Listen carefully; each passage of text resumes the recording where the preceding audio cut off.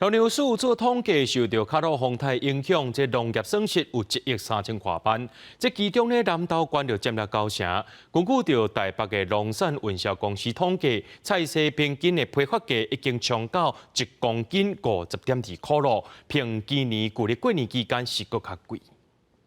南投县南方村一直落大水后，季节恒假种柑仔边的温室拢受到严重影响，好农民才唔甘。有诶冲掉呀，河旁上严重的是拢飞了去啊！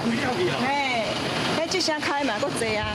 产地农损严重，民众买菜市水果渐感觉高丽菜、青花仔菜价钱拢变悬，油菜类也变贵。小白菜那一种的就差很多啊！礼拜天就买没几样就200多块。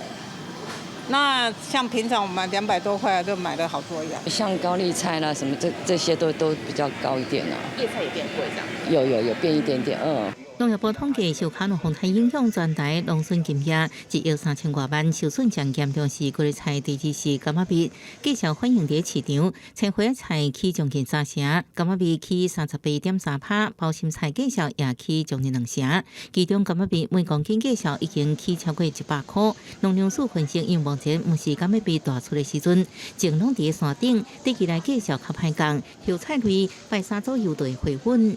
所以明天可能因为休这一天，那个需求也很大了，那可能在后天过慢慢会就是价格会更平稳啊。农粮署表示，油菜产地虽然受到水祸影响，不过恢复较紧，最近也协调农民释出两种所在平稳价格。不过若是刷起个风台有其心理，也会好菜个起价。记者综合报道。